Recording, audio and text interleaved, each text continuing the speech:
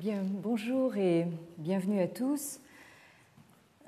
Jeudi dernier, premier jour du Nouvel An chinois, je croyais pouvoir fêter en toute insouciance l'entrée dans l'année chinoise du lapin, mais entre-temps, le sort en a décidé autrement. Je vais donc devoir vous demander la plus grande indulgence pour ce dernier cours de l'année que j'ai bien cru ne pas pouvoir assurer, mais que j'ai dû préparer, je dois l'avouer, dans des conditions personnelles très difficiles. Il semblerait que l'année commence, cette année chinoise commence vraiment très mal. Je viens d'apprendre que l'un de nos technicien du collège a eu un infarctus hier, donc c'est vraiment une avalanche de mauvaises nouvelles.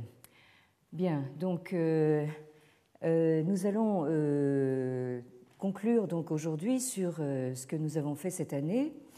Au cours des dernières semaines, nous avons examiné les trois formes que peut prendre, selon Fingeret, la magie qu'il croit voir au cœur de la relation humaine dont il est question dans les entretiens de Confucius, à savoir ce qu'il appelle ritual, le rite, gesture, le geste, et incantation, l'incantation ou la force du dire.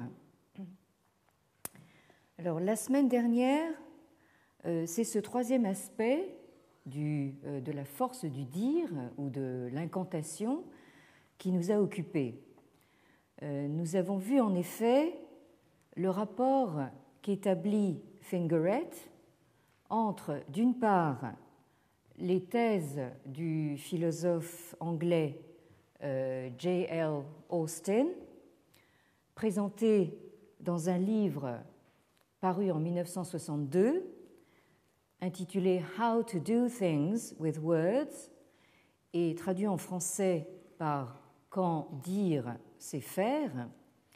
Donc, des thèses de Austin qui portent sur ce qu'Austin appelle les performative utterances, c'est-à-dire les énoncés performatifs par opposition aux énoncés purement descriptifs ou constatif, comme il dit.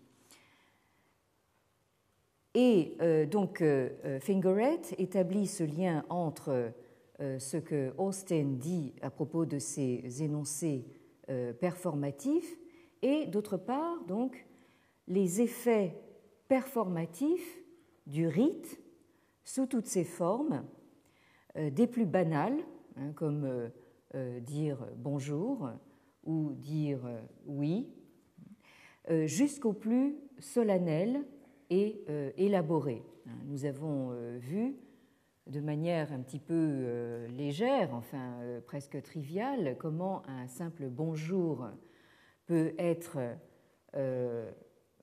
empreint d'empathie, de la même façon que nous avons vu comment un oui très banal peut se transformer en oui solennel qui engage toute la personne lors du rite du mariage, par exemple. Alors, c'est ainsi que Fingeret fait du langage une fonction qui est une fonction reconnue comme étant propre à l'humain. Donc, Fingeret fait du langage un des aspects, voire l'un des plus constitutifs, du rite ou de ce qu'il appelle le cérémoniel. Autrement dit, l'homme n'est pas seulement un animal social et politique, ceci on le sait depuis Aristote, c'est aussi et avant tout un être cérémoniel. Et cela, selon Fingeret, ce serait Confucius qui nous l'apprendrait. Alors, il est intéressant de noter que cette idée que l'on peut faire des choses avec des mots ou agir par le dire, si bien illustré dans le passage des entretiens, livre 13, section 3, que nous avons lu la dernière fois, ce fameux passage sur la rectification des noms. Eh bien, cette idée a été reprise et développée tout récemment dans les travaux d'un chercheur chinois qui actuellement enseigne et fait sa carrière universitaire aux États-Unis, comme c'est le cas d'un nombre croissant d'universitaires chinois depuis la politique chinoise d'ouverture, c'est-à-dire depuis, en gros, les années 1980. Alors, il s'agit de Chinois de Chine continentale, de Chine populaire, qui ont fait leur formation doctorale, c'est-à-dire qui ont passé et obtenu leur thèse de PhD, comme on dit aux États-Unis, et qui sont désormais implantés professionnellement dans les universités américaines. Et leur nombre, qui a littéralement explosé dans les 2 dernières décennies, l'emporte maintenant largement sur celui des Chinois de Hong Kong et de Taïwan, dont la présence aux États-Unis était beaucoup plus ancienne. Alors, c'est ce phénomène que j'ai eu l'occasion d'appeler dans ma leçon inaugurale l'autoroute qui relie actuellement la Chine populaire et les États-Unis. Alors, le chercheur chinois qui nous intéresse plus particulièrement dans le contexte présent s'appelle Xiao Yang. Alors donc en transcription, ça s'écrit X-I-A-O, Xiao Yang, Y-A-N-G. Donc ce monsieur a d'abord été formé en Chine, en philosophie du langage, à l'Académie des sciences sociales de Chine. Et entre la fin des années 1980 et la fin des années 1990, donc dans cette décennie, il a fait de nombreux séjours d'études et de recherche dans le monde anglo-américain. D'abord à Oxford, où il a étudié auprès de Sir Peter Strawson, dont j'ai mentionné le nom récemment et que j'ai également connu lors de mon propre séjour à Oxford. Puis, donc, ce monsieur est parti aux États-Unis où il a donc obtenu son PhD. Et il est depuis 2003 Associate Professor of Philosophy à Kenyon College dans l'État de Ohio. Alors, ce qui est intéressant pour nous, c'est que ce monsieur Xiao donc, a quelques articles publiés qui indiquent qu'il s'est donné pour tâche. Alors, tous ces articles sont publiés en anglais et dans des revues donc, anglo-saxonnes. Donc, ces articles indiquent qu'il s'est donné pour tâche d'appliquer au texte des entretiens de Confucius une méthode d'interprétation empruntée à la philosophie du langage. Alors, qu'il suffise pour l'instant de mentionner le titre des principaux de ces articles. Alors, en 2005, il a publié un article qui s'intitule The Pragmatic Turn, Articulating Communicative Practice in the Analects, c'est-à-dire donc le tournant pragmatique articuler la pratique communicative dans les entretiens. Un second article est paru l'année suivante, en 2006, et il s'intitule Reading the Analects with Davidson. C'est un article qui est paru dans un volume collectif consacré à la philosophie de Donald Davidson et qui s'intitule donc Davidson's Philosophy and Chinese Philosophy, Constructive Engagement. Donc la philosophie de Davidson et la philosophie chinoise, un engagement ou on pourrait dire une alliance constructive. Et c'est un volume collectif qui a été donc coordonné par un certain Mo Po, autre universitaire chinois, qui a obtenu également son PhD aux États-Unis et qui fait actuellement carrière en Californie, dans une université californienne. Je continue donc sur les publications de M. Xiaoyang. Donc, en 2007, il publie donc un nouvel article qui s'intitule How Confucius Does Things with Words, Two Paradigms of Hermeneutic Practice in the Analects and its Exegesis. Comment Confucius fait des choses avec des mots. Là, vous reconnaîtrez donc une référence tout à fait explicite au titre du livre de J.L. Austin. Sous-titre de l'article, donc, deux paradigmes de la pratique herméneutique dans les entretiens et leurs exégèses. Alors, je voulais simplement donc vous signaler ces publications sur lesquelles nous aurons l'occasion de revenir. Nous aurons l'occasion de revenir sur ce type d'interprétation, où, comme nos collègues chinois installés aux États-Unis préfèrent dire herméneutique, parce que probablement ça fait plus chic. Donc sur ce type d'herméneutique, nous aurons l'occasion d'y revenir l'année prochaine en abordant l'étude approfondie de certains passages problématiques des entretiens. Mais je tenais quand même à vous signaler justement d'abord l'existence de ces publications et d'autre part vous parler justement de la façon dont cette mondialisation qui passe par l'Amérique est en train maintenant de revenir vers la Chine.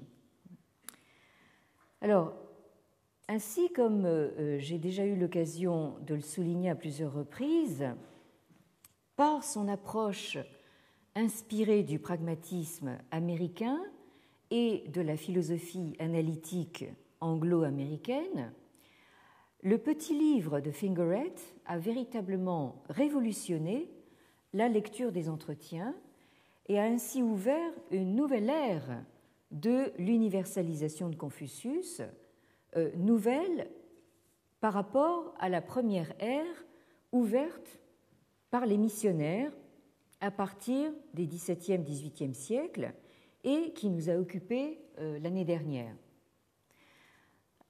Après donc une ère d'universalisation européenne de Confucius, qui aura duré près de 3 siècles, nous sommes maintenant engagés depuis les années de l'après-Seconde Guerre mondiale, c'est-à-dire depuis une soixantaine d'années, dans une ère d'universalisation anglo-américaine qui a commencé, comme on l'a vu, dans le sillage de l'humanisme européen, avec notamment donc, le livre de Hurley Glessner ou de H.G. Creel, paru au lendemain de la guerre et qui, comme on l'a vu, s'intitulait originellement Confucius, the Man and the Myth, Confucius, l'homme et le mythe, et qui s'est rebaptisé donc Confucius and the Chinese Way, Confucius et la voie chinoise, de 1949. Mais donc, on a vu que cette universalisation anglo-américaine de l'après-guerre s'est poursuivie dans une perspective plus spécifiquement américaine, donc avec le livre de Fingeret, paru en 1972, et qui, on vient de le voir, atteint maintenant les universitaires chinois par le biais de leur contact étroit, voire leur insertion dans les institutions académiques américaines. Alors, depuis la parution du livre de Fingerette, donc Confucius, The Secular as Sacred, la plupart des lectures américaines, et donc maintenant sino-américaines, des entretiens, du moins celles qui nourrissent une prétention philosophique, portent peu ou prou la marque de Fingerette, avec pour conséquence notoire un intérêt grandissant, encore observable aujourd'hui, pour l'aspect ritualiste de la culture chinoise. Actuellement, les sinologues américains, purs et durs, s'intéressent de plus en plus justement à l'aspect donc ritualiste de la civilisation chinoise. Et je crois savoir donc que le professeur Michael Lowy, qui lui n'est pas américain mais tout ce qui est de plus anglais, va vous parler justement de certains aspects de cette culture ritualiste. Alors, au premier rang des héritiers de Fingerette, on trouve incontestablement, en première ligne, le nom de Roger Ames, ou plutôt des binômes qu'il a formés successivement avec nombre de spécialistes dans divers domaines, alors notamment avec un philosophe de métier comme David Hall, ou depuis le décès donc, de David Hall en 2001, avec par exemple un théoricien de la pensée politique comme Henry Rosemont Jr. Alors, pendant une bonne dizaine d'années, en gros entre la fin des années 1980 et la fin des années 90, période qui se trouve justement coïncider avec la politique d'ouverture chinoise que j'évoquais à l'instant, la collaboration étroite entre Roger Ames et David Hall a produit une quantité assez considérable de livres écrits à deux, permettant de combiner leurs compétences complémentaires. En effet, vous avez d'une part les compétences principalement sinologiques de Roger Ames, qui s'est d'abord fait connaître par des travaux classiquement sinologiques, par exemple sur le Sunzi, c'est-à-dire le traité de l'art de la guerre de Maître Sun au début des années 90, et sur la pensée politique en Chine ancienne, avec un livre intitulé The Art of Rulership, c'est-à-dire l'art du gouvernement, un livre daté de 1994. Et donc Roger Ames est quelqu'un qui a effectué la majeure partie de sa carrière universitaire au département de philosophie de l'université de Hawaï. Alors Hawaï, je vous rappelle que c'est un archipel d'îles au beau milieu du Pacifique qui a été donc le théâtre de combats acharnés pendant la Seconde Guerre mondiale, qui est devenu le 50e État des États-Unis après la guerre, d'où son importance cruciale dans la stratégie militaire et géopolitique américaine dans la zone Asie-Pacifique. Donc, si on peut se permettre de transposer les choses sur le plan intellectuel, on pourrait dire que Roger Ames a, de manière analogue, joué un rôle stratégique en étant notamment rédacteur en chef de la revue Philosophy East and West, c'est-à-dire donc philosophie Est et Ouest, fondée après la guerre en 1951 et consacrée à des travaux de comparaison entre, comme son nom l'indique, philosophie orientale et occidentale. Alors, Roger Ames, bien qu'étant lui-même dans un département de philosophie et non pas de sinologie ou d'études orientales, s'est associé à un philosophe de profession, donc David Hall, qui lui a fait sa carrière comme professeur au département de philosophie à l'université du Texas à El Paso, et qui s'est défini comme philosophe pragmatiste, influencé notamment par Whitehead et Rorty. Alors, le résultat le plus marquant de la collaboration entre Ames et Hall a été une trilogie qui a porté donc sur une dizaine d'années. D'abord, le premier titre, c'est Thinking Through Confucius, Penser à travers Confucius de 1987, suivi de Anticipating China, Thinking Through the Narratives of Chinese and Western Culture. Donc, anticiper la Chine, penser à travers les récits des cultures chinoises et occidentales, de 1995. Et enfin, troisième volet de la trilogie, Thinking from the Han, Self, Truth and Transcendence in Chinese and Western Culture. Donc, penser à partir des Han, le soi, la vérité et la transcendance dans les cultures chinoises et occidentales. Excusez le peu du programme. Hein, bon. Daté de 1998. Alors, l'ouvrage qui nous intéresse le plus directement est donc le premier de cette trilogie, à savoir Thinking Through Confucius. Alors, il est intéressant de noter avant tout que ce livre a été écrit et conçu à la fois donc pour un public anglo-européen.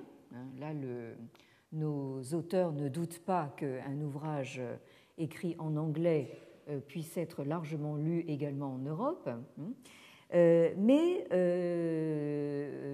il a été également écrit pour un public chinois, ce que les auteurs appellent Native Chinese, probablement dans leur esprit par opposition à American-born Chinese, c'est-à-dire donc les Américains sont habitués justement à indiquer donc les origines communautaires ou ethniques de leurs citoyens. Alors vous avez les African-born ou les gens d'origine africaine ou les gens d'origine asiatique. Donc quand ils disent Native Chinese, ils parlent donc d'un public chinois sinophone. Et de fait, le livre a été traduit en chinois quelques années plus tard, donc à Pékin en 2005, sous le titre Tongguo Kongzi er Si, c'est-à-dire donc penser donc à travers Tongguo Kongzi, à travers Maître Kong. Alors, dans ce livre, Hall et Ames commencent par constater que les premières traductions des entretiens, ainsi que d'autres textes classiques chinois, ces traductions que j'ai appelées génériquement les traductions de missionnaires, que ces traductions, je les cite, approchaient les textes originaux à partir d'un questionnement plutôt naïf, souvent inspiré de la théologie. Et donc, selon eux, il est nécessaire et urgent d'abord de déconstruire ce que justement ces premières interprétations et ces premières traductions, disons, de missionnaires, nous avons vu qu'elles ont commencé avec les jésuites au XVIIe siècle, mais elles se sont poursuivies tout au long du XIXe siècle et même à l'aube du XXe siècle, nous avons encore des traductions justement de missionnaires un petit peu dans toutes les grandes langues européennes. Nous avons vu l'année dernière justement les traductions de Couvreur en français, de Legge en anglais ou de Wilhelm en allemand. Donc, ces traductions, selon Hall et Ames, ont laissé leur marque dans la façon dont nous approchons justement ces textes chinois et notamment donc les entretiens. Et selon eux, nous avons, je les cite, nous avons maintenant atteint un stade où la traduction de textes philosophiques chinois doit se faire de manière délibérément philosophique, c'est-à-dire in a self-consciously philosophic manner. D'où donc la justification de leur entreprise de combiner leurs compétences respectives de sinologues et de philosophes pour lire, traduire et interpréter ces textes venus donc de l'Antiquité chinoise. Alors, donc, eux ont quand même l'honnêteté de s'y mettre à deux. Nous avons certains, disons, spécialistes en qui nous trouvons deux en un, en quelque sorte, qui se proclament à la fois sinologues et philosophes. Donc là, ce sont un philosophe et un sinologue donc, qui travaillent à deux, ce qui est légèrement différent. Alors, Hall et Ames commence par un hommage appuyé à Fingeret, dont ils disent partager la visée, même si ils ne sont pas en accord avec lui sur tous les plans. Alors, je les cite de nouveau. Ils disent vouloir contester la compréhension des entretiens de Confucius comme un simple reliquaire, un simple thésaurus, si vous voulez, ils disent en anglais a repository. Donc, ils veulent contester cette compréhension des entretiens comme un simple thésaurus de normes éthiques culturellement spécifiques aux origines et au développement de la culture chinoise classique. Autrement dit, pour eux, les entretiens, ça n'est pas un musée des antiquités chinoises. Et ça n'est pas non plus, quelque chose qui est, comme ils disent, culture bound, c'est-à-dire donc qui serait confiné et qui ne vaudrait que pour la culture chinoise. Au contraire, ce qu'ils veulent faire, et je continue à les citer, c'est promouvoir la pertinence de sa vision, l'actualité de sa vision, comme participant potentiel au débat philosophique actuel. Donc, en cela, Hall et Ames sont exactement sur la même longueur d'onde que Fingeret. Alors, ils nous expliquent ensuite ce qu'ils entendent par thinking through Confucius. Nous pourrions penser que ce qu'ils entendent par là, c'est au fond reconstruire une espèce de pensée originelle, authentique de Confucius, c'est-à-dire au fond, nous reconstruire ce que Confucius a vraiment pensé. Alors, ils nous préviennent tout de suite contre ce genre de malentendu en nous disant ceci, je cite, « Nous ne prétendons pas avoir réalisé une reconstruction in situ de la pensée de Confucius. Ce que nous défendons plutôt, c'est l'idée que l'image la plus exacte de Confucius peut être obtenue si nous rejetons la possibilité d'une telle reconstruction Et si nous essayons au contraire un changement, alors là ils emploient une métaphore photographique, un changement de lentille et une mise au point, une focalisation, de manière à clarifier notre vision de Confucius à partir de notre perspective présente. Donc là, ce qui m'intéresse, c'est de retrouver ma fameuse métaphore à moi, justement, des lunettes. Depuis que je vous parle dans cet amphithéâtre, je vous entretiens régulièrement, justement, de mon obsession avec les lunettes. Les lunettes à travers lesquelles nous lisons les entretiens. Et là, nous retrouvons, en fait, d'une certaine manière, cette métaphore des lunettes, qui est transposée sur le mode photographique. Il s'agit donc, en fait, de changer donc l'objectif et d'opérer une mise au point, qui n'est possible, selon Hall and Ames, que si l'on se situe délibérément à partir donc d'une perspective et de problématiques présentes, contemporaines. Alors, dans cette forme de démarche, Hall and Ames assume, je parle de Hall and Ames, enfin comme si je parlais de Laurel et Hardy, mais enfin bon, donc ils assument pleinement donc le caractère parfaitement anhistorique de leur méthode, qui, selon leurs propres termes, relève de la philosophie comparée et qui prend le parti d'envisager les textes chinois, comme je viens de le dire, à partir de problématiques contemporaines.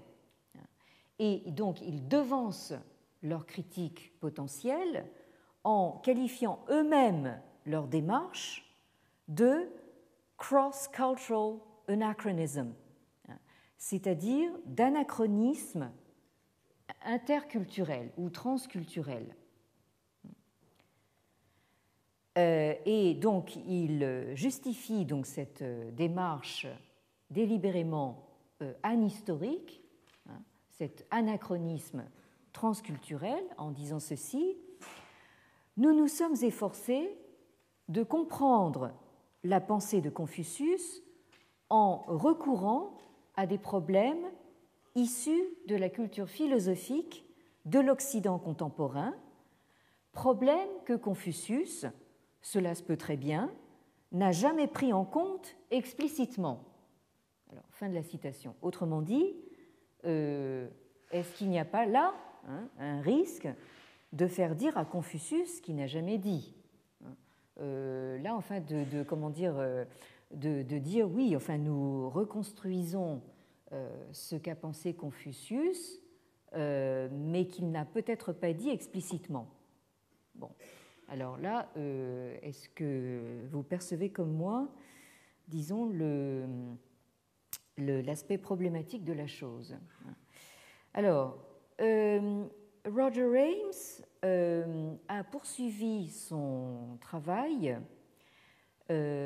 avec donc un autre partenaire, si j'ose dire, que j'ai nommé précédemment, à savoir Henry Rosemont Jr., pour livrer donc une traduction philosophique des entretiens de Confucius.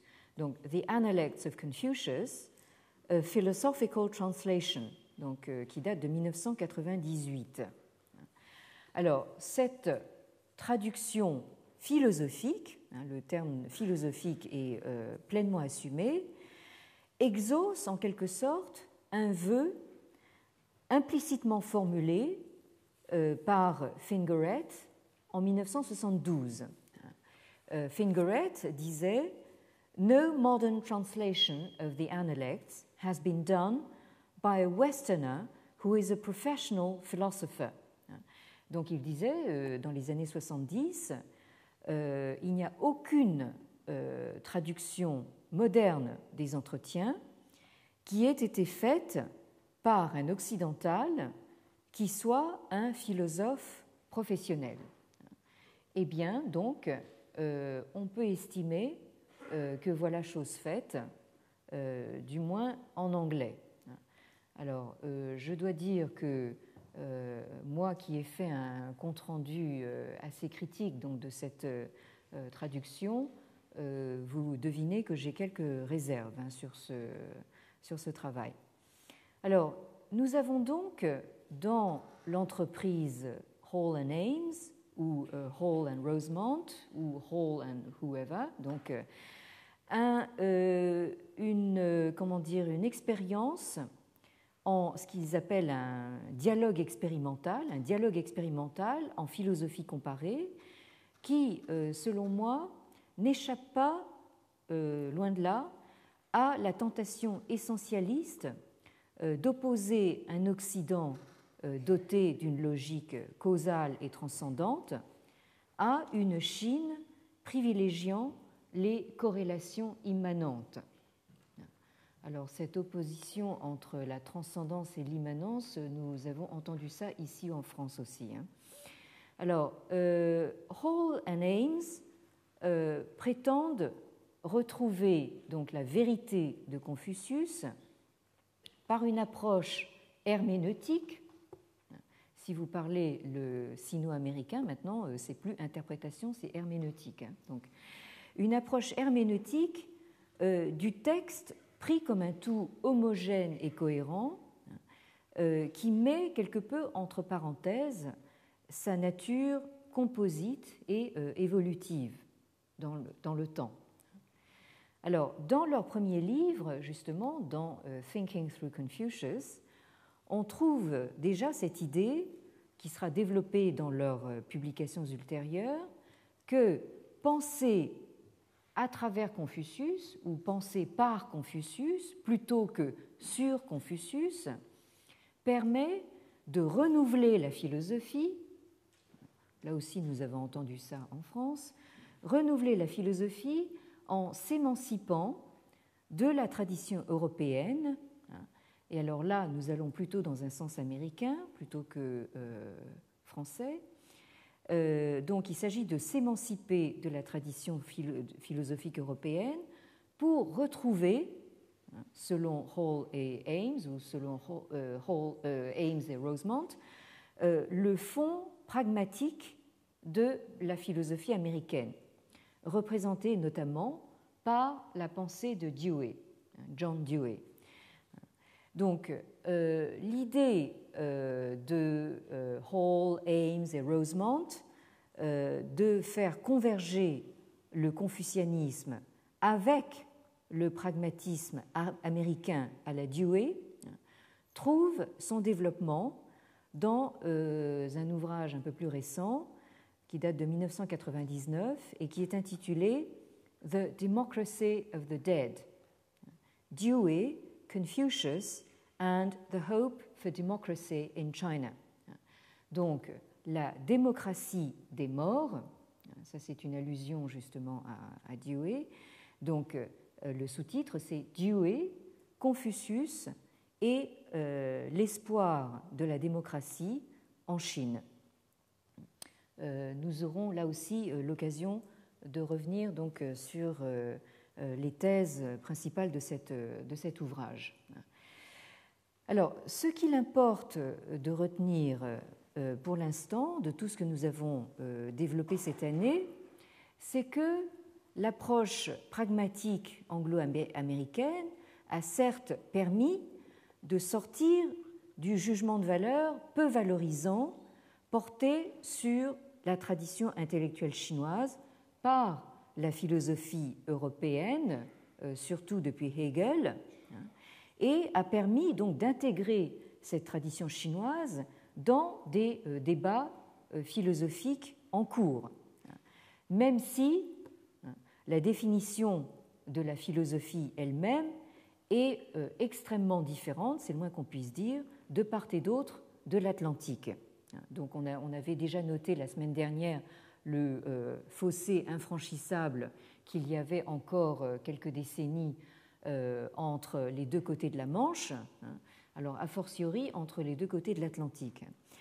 Alors, le problème, et il est de taille, et c'est un problème qui est malheureusement inhérent à la démarche de ces philosophes américains, qui sont certes portés par les meilleures intentions du monde, puisqu'ils se proposent de convier les auteurs chinois, les textes chinois anciens, à la table du banquet philosophique.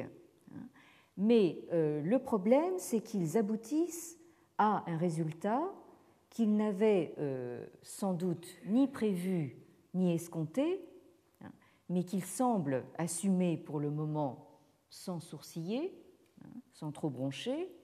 C'est que ce problème, c'est qu'ils finissent par faire le jeu d'un certain discours officiel en Chine continentale actuelle, un discours qui est propre à l'actuel, on pourrait dire mainstream pour employer un terme américain, donc de l'actuel mainstream idéologique, le courant donc dominant idéologique actuel, qui consiste, comme nous l'avons vu au tout début de ce cours, à promouvoir le confucianisme comme expression par excellence du soft power, du pouvoir, de la puissance en douceur. Là, nous avons encore un bel oxymore dont sont spécialistes justement ces idéologues chinois, donc du soft power, de la nouvelle politique chinoise de conquête du monde, en douceur. Alors, vous voudrez bien m'expliquer comment on peut exercer une domination et exercer une puissance en douceur. Bon. Sous couvert donc de réappropriation de la tradition culturelle, autrement appelée donc en chinois guoxue, étude nationale. Alors, ces scholars, ces universitaires américains,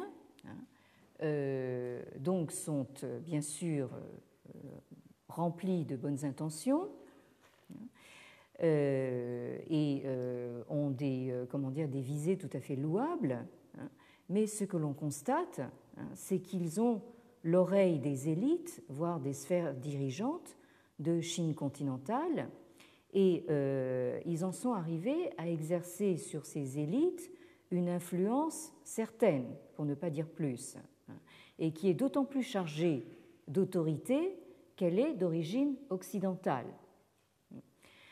Nous noterons par exemple que des représentants, ou même on pourrait dire des leaders, enfin des têtes de proue du Boston Confucianism, c'est-à-dire du confucianisme de Boston, dont nous parlions donc au début de ce cours.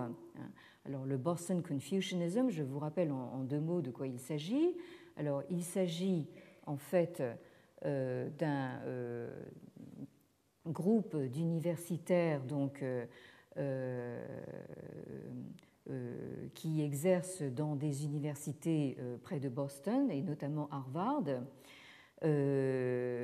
autour de la figure charismatique de Tu Weiming, donc qui est un universitaire donc sino-américain qui a fait sa carrière donc aux États-Unis et qui a donc rallié à sa cause, c'est-à-dire la cause d'une sorte de prophétisation du néo-confucianisme comme espoir pour l'humanité à venir. C'est pas pour rien que Tu Weiming est fils de pasteur, donc que Tu Weiming a rassemblé autour de lui justement des universitaires américains, dont certains, comme Robert Neville, font partie de la faculté de théologie de l'université de Boston. Donc là, nous avons en fait une sorte d'évangélisation confucéenne, donc qui se fait à partir de Boston, qui a lancé cette formule justement du portable Confucianism, c'est-à-dire donc du confucianisme portable, c'est-à-dire du confucianisme qui peut justement s'universaliser, qui n'est pas justement culture-bound, qui n'est pas spécifique à la culture chinoise, mais qui a un message prophétique qui peut être universalisé. Alors donc, nous remarquerons que certains représentants justement de ce Boston Confucianism, ainsi que donc Roger Ames, dont je viens de parler, ont à leur manière participé à la préparation des Jeux olympiques de Pékin de 2008 en donnant une série de conférences tout juste avant dans le grand hall du peuple, le Reminta Huitrang, donc sur les rapports entre confucianisme et esprit olympique. Et actuellement, et là je vous donne les dernières nouvelles, donc ces mêmes Américains ou Sino-Américains sont impliqués jusqu'au sourcil donc dans les activités de quelque chose de tout nouveau qui vient de sortir. Il s'agit du Nishan Forum on World Civilizations, en chinois donc le Nishan Luantan. Alors de quoi s'agit-il ? Il s'agit d'un événement majeur d'échange culturel et universitaire international, on pourrait même dire mondial, tenu sur le lieu, je m'empresse de préciser, supposé, mais ça ils ne le disent pas, le lieu de naissance de Confucius, non loin de la ville de Qufu, qui était jusqu'alors donc la Mecque, on pourrait dire, le centre, si vous voulez, des activités confucéennes. Qufu qui est connu pour être le siège de la résidence des descendants supposés, eux également, de Confucius. Alors, petit commentaire donc sur ce nom de Nishan. Ni est une référence à l'appellation de Confucius, Zhongni, et le Nishan, c'est-à-dire donc la montagne, là il s'agit plutôt d'une colline, comme vous verrez, la colline de Ni est elle-même une allusion au nom personnel de Confucius, à savoir Qiu, qui veut dire donc un monticule, qui désigne un monticule. Donc tout ça, nous y reviendrons l'année prochaine pour justement démonter tous ces éléments biographiques ou pseudo-biographiques concernant Confucius. Mais donc, vous avez ici le nom de Confucius en chinois, donc Kongzi, maître Kong. Kongqiu, c'est son nom personnel, Qiu, c'est son nom personnel, et Zhongni, c'est son appellation. Donc, vous avez donc dans la désignation de ce forum mondial une allusion donc à au nom de Confucius. Alors, le propos affiché de ce forum est de promouvoir donc le dialogue entre les civilisations du monde, comme le dit le titre en anglais, de promouvoir les échanges culturels entre la Chine et le reste du monde. Bon, enfin, là vous voyez, notez un petit peu le renversement. Avant, c'était l'Occident et le reste. Maintenant, la Chine renverse la perspective, donc c'est de bonne guerre, chacun son tour, entre la Chine et le reste du monde, et pour promouvoir donc la construction d'un monde harmonieux. Alors là, nous retrouvons ce mot clé qui revient absolument toutes les 2 minutes dans tous les médias chinois actuellement. On vous bassine à coups de hexie, de hexie shéhui, de société d'harmonie. Bon. Donc là, soyez prévenus, donc cette société d'harmonie va bientôt gagner les rives de l'Europe. Bon. Alors, le premier forum donc, de Nishan qui s'est tenu donc, en septembre de l'année dernière, septembre 2010, c'est tout récent donc, a été consacré au dialogue entre confucianisme et christianisme, centré sur le thème l'harmonie dans la diversité pour un monde harmonieux. Bon, alors là, dans la même phrase, vous avez 2 fois le mot harmonie. Bien. Alors, il s'agit de toute évidence de faire du confucianisme un égal du christianisme et d'étendre, comme je le disais tout à l'heure, le slogan préféré des dirigeants chinois actuels de société harmonieuse, de l'étendre à l'échelle mondiale. Bon, très logiquement, ils se sont dit, bon, bah, le christianisme l'a bien fait, pourquoi ça ne vaudrait pas aussi pour le confucianisme. Et alors, donc, je vais... Non, c'est pas ça, rassurez-vous, c'est pas Merleau-Ponty.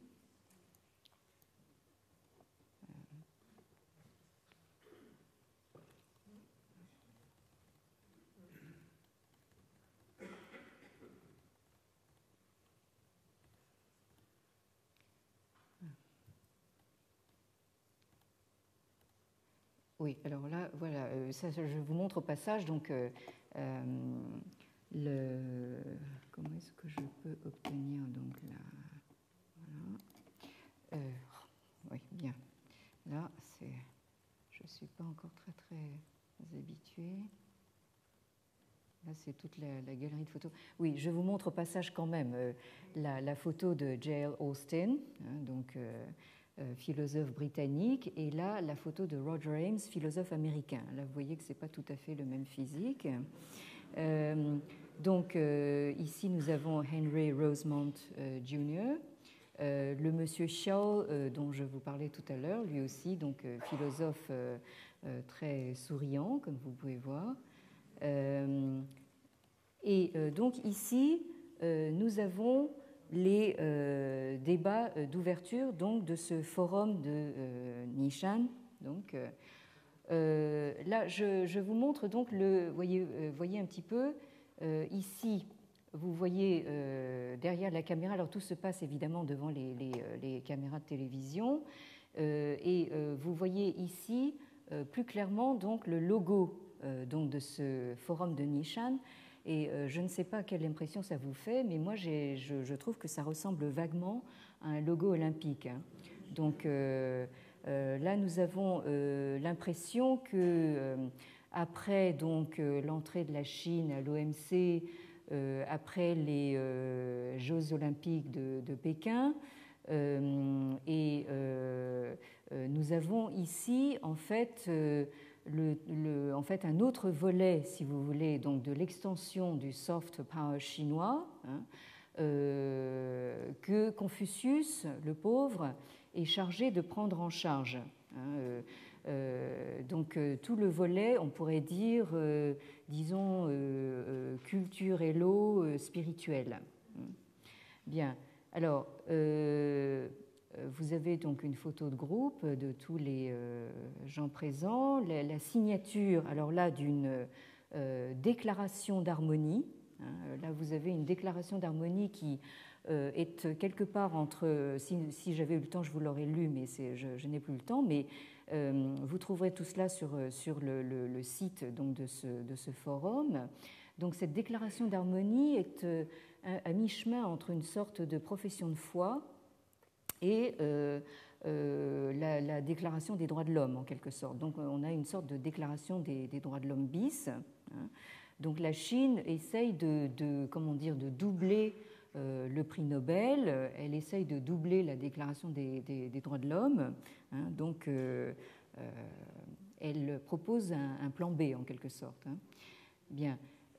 Alors, nous avons ici la photo, là aussi très souriante, de l'artisan principal donc, de ce forum de Nishan, donc un monsieur Xu Jialu, né en 1937, ancien membre de l'Assemblée du peuple, comme il se doit, parce qu'il a quand même réussi à obtenir des millions de renminbi pour ce projet.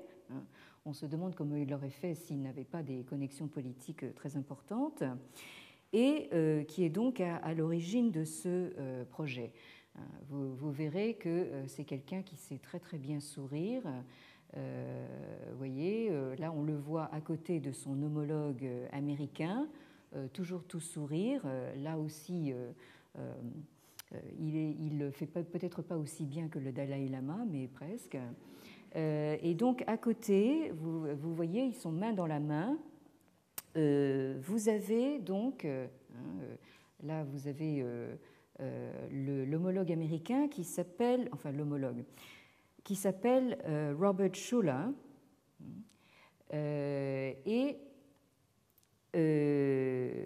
qui est, lui, né en 1926, qui est à la retraite depuis 2006, donc les Chinois sont allés le chercher dans sa retraite, qui a fait une carrière extrêmement, réussie, de pasteur de la Reformed Church of America, donc l'Église réformée d'Amérique, un télévangéliste extrêmement médiatique, fondateur de sa propre cathédrale, la Crystal Cathedral, en Californie, et qui a très longtemps donc occupé un créneau télévisuel tous les dimanches en diffusant justement son office à la Crystal Cathedral dans une émission qui est tout un programme qui s'appelle The Hour of Power, c'est-à-dire l'heure de la puissance.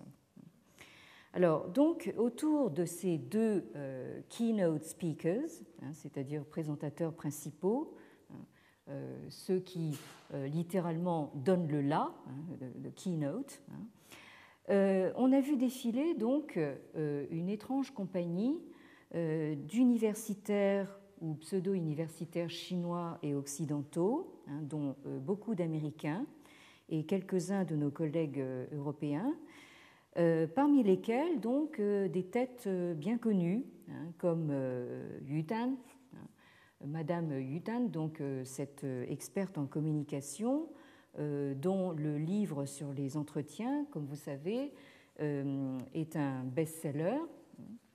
On a même cru bon de le traduire en français. Certains éditeurs font vraiment des choix très curieux. Et si vous étiez là lors de ma première année de cours, vous vous souvenez sans doute de cette dame. Et vous vous souvenez peut-être aussi que ce livre a été qualifié en Chine par ses détracteurs de bouillon de poulet pour l'âme, Xinling de Jitang. Mais aussi, bien sûr, des gens qu'on attendait, évidemment, dans ce genre de circonstances, donc des Sino-Américains comme Tu Heming, que je viens d'évoquer tout à l'heure, et qui se retrouvent actuellement en Chine populaire à promouvoir en costume traditionnel sur la télévision chinoise les instituts Confucius et la glorieuse culture chinoise plurimillénaire. Donc, si vous regardez un petit peu la télévision chinoise, vous verrez Tu Heming assez souvent. Et donc, voilà, au premier rang des Américains, nous retrouvons bien sûr Roger Ames et Henry Rosemont, qui, je me permets de vous le signaler parce qu'il est peut-être encore temps de vous inscrire, propose donc une université d'été donc à Nishan en juillet prochain. Donc, alors, de toute évidence, ce site de Nishan a pour objectif de construire de toutes pièces une religion confucéenne destinée à, et passez-moi l'expression, mais j'en trouve pas d'autre, destinée à damer le pion à la religion chrétienne. Et j'aime mieux vous dire que tout y est. On a véritablement pensé à tout. Alors, là, vous voyez, enfin, vous avez donc les activités universitaires donc, de ce forum, et vous voyez donc Monsieur Xu Jialu ici au premier rang, à côté de Roger Ames et certains collègues occidentaux venus du monde entier. Bien, alors, donc, vous voyez, là, nous sommes sur la route, passablement déserte pour l'instant, donc de ce site de Nishan, vous avez l'indication ici, donc j'arrive pas à le montrer. Donc, vous voyez par là que vous avez ici sur ce panneau d'indication, donc, excusez-moi, je joue un petit peu les prolongations, mais je voudrais absolument en finir. J'en ai plus pour très longtemps, rassurez-vous. Donc, ce panneau d'indication, c'est un panneau, d'ailleurs, qui est légèrement inspiré des nôtres, qui indique un site touristique. Donc là, nous combinons tout, c'est-à-dire donc un site, comment dire, culturel, un lieu de pèlerinage religieux, comment dire, un site de rencontre universitaire, un lieu de savoir, et également donc un site touristique. Alors, voilà. Alors voici donc la Nishan en question, c'est-à-dire là, vous voyez, c'est pas véritablement une montagne, c'est une colline. Alors, versé à son crédit, il faut dire que le site est très beau. Alors là, ce qui est un petit peu dommage, c'est de penser aux hordes de touristes et de pèlerins qui vont passablement le gâcher. Donc, si nous nous approchons, là, vous voyez ici, donc, dans une espèce de trou, là, au bas de la colline. Et donc, ici, nous voyons, donc, avec l'indication qui est à l'entrée de cette espèce de trou, mais qui n'est même pas un trou naturel. Vous voyez que ce sont des pierres qu'on a accumulées autour. L'inscription vous dit « la grotte du maître ». Alors, bon, moi, quand j'ai vu ça la première fois, je me suis dit « mais qu'est-ce que c'est que ça ?» Enfin, bon. Et alors, on apprend que c'est là qu'on a fixé le lieu de naissance de Confucius. Et je pense que l'idée qu'il y a derrière, c'est qu'on a voulu en faire une sorte de Bethléem, une sorte de crèche de la nouvelle foi confucéenne. Il manque juste le bœuf et l'âne. Et donc, si nous nous approchons, voilà, donc là, vous voyez ce trou qui est là littéralement construit de toutes pièces. Alors, voilà, alors là, nous avons ce lieu de pèlerinage qui est maintenant défini. Et à côté, nous avons un lieu sacré qui est donc le temple de Confucius, le Krongmyo, qui va donc recevoir les pèlerins. Et à côté de ce temple de Confucius, nous avons, comme c'était la tradition dans la Chine impériale, une école pour la diffusion des classiques et de l'enseignement confucéen, un Shuyuan, qui, je pense, a été conçu sur le modèle non avoué des Shuyuan ou académies ou Soon, comme on dit, coréens. Parce que les Coréens, eux, ont maintenu cette tradition et je pense que les Chinois maintenant se tournent beaucoup vers la Corée du Sud pour justement retrouver donc ce genre d'héritage patrimonial.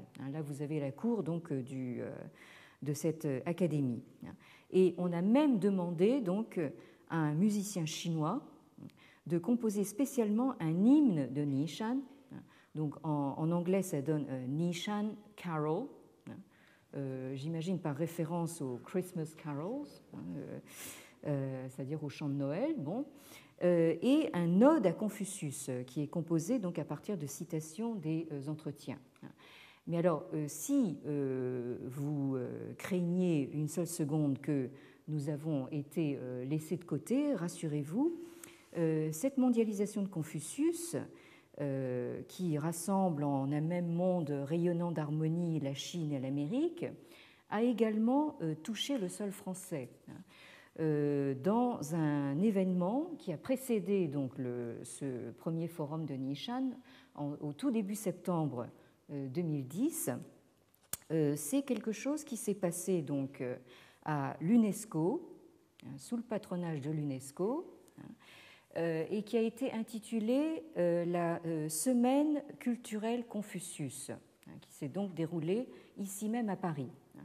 C'est un événement qui a été co-organisé par les ministères de la Culture et de l'Éducation de la Chine populaire et par l'UNESCO, qui, je vous le rappelle, est l'Organisation des Nations Unies pour l'éducation, la science et la culture. Alors, l'événement portait sur 5 jours et comprenait donc une exposition sur la vie et l'œuvre de Confucius. Deuxièmement, une conférence donnée par un monsieur Krong Xianglin, donc qui est censé être descendant de Confucius à la 75e génération, comme si c'était un fait vérifiable, et beaucoup plus certainement vice-recteur de l'Institut Confucius. Et en troisième lieu, vous aviez pour le même prix donc un spectacle de danse et de musique inspiré par Confucius et son époque par une troupe d'artistes du Shandong, donc la province, la terre natale de Confucius. Alors, vous voyez donc sur cette photo que la France est bien représentée par notre ex-ministre, monsieur Jean-Pierre Raffarin, qui est maintenant devenu le grand ami de la Chine, enfin c'est un peu le monsieur Chine en France, et qui, heureusement pour nous, en fait, a déclaré très bien connaître l'enseignement de Confucius et savoir ainsi que le confucianisme donne la priorité à l'harmonie. Donc là, je termine sur un feu d'artifice. Donc là, c'est le spectacle en question. C'est un spectacle qui rappelait fortement donc celui que j'ai vu moi-même de mes propres yeux donc à Tufo il y a quelques années. Donc, vous voyez, donc là, nous avons l'évocation de l'époque de Confucius à travers donc ces danseuses. Bien, alors, pour conclure, nous conclurons donc sur les ambiguïtés de cette deuxième mondialisation de Confucius, qui donc passe par l'Amérique et revient indirectement maintenant à la Chine. Alors, cette mondialisation s'accompagne bien sûr d'une autre manière de proposer une lecture philosophique des entretiens à partir d'une autre manière d'envisager l'exercice philosophique, c'est-à-dire non plus à partir d'une perspective ontologique ou métaphysique, mais à partir de l'approche pragmatique anglo-américaine. Mais, comme je viens de le montrer, on perçoit le danger de récupération idéologique et politique d'un tel phénomène. Or, pour moi, et je vais tâcher de vous le montrer donc, en reprenant nos travaux l'année prochaine, le seul moyen de parer à ce danger est de réinjecter de l'historicité dans les débats philosophiques.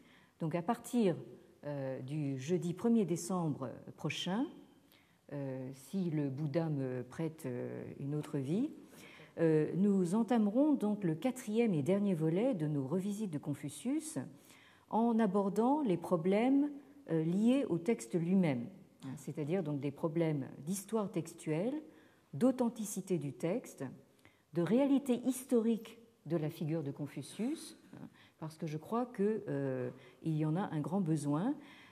Autant de problèmes d'ailleurs qui sont revenus au jour, c'est le cas de le dire, notamment avec les importantes découvertes archéologiques des dernières décennies qui ont jeté sur des textes supposés bien connus, comme les entretiens, une lumière tout à fait nouvelle, mais qui ont aussi suscité donc, des questionnements nouveaux. Alors, d'ici le 1er décembre, nous aurons peut-être l'occasion, si vous le voulez bien, de nous revoir dès cet après-midi à 14h30 lors de la conférence du professeur Michael Lowy de l'Université de Cambridge, qui nous parlera des Confucian Values and Practices in Han China, donc des valeurs et pratiques confucéennes entre guillemets, il insiste beaucoup sur les guillemets, dans la Chine des Han. Ensuite, le 28 février et le mercredi 2 mars, nous aurons 2 conférences du professeur Martin Kern de l'université de Princeton. Et enfin, donc, le jeudi 23 et le vendredi 24 juin, je dois organiser, donc, ici même au Collège de France, un colloque international sur un texte confucéen de la première importance qui s'intitule donc La Grande Étude. Donc, vous trouverez tous les détails donc, sur ma page web du site internet du Collège de France. Et donc, merci encore une fois à vous de votre fidélité, de la qualité de votre écoute, de votre attention, et à bientôt, du moins je l'espère.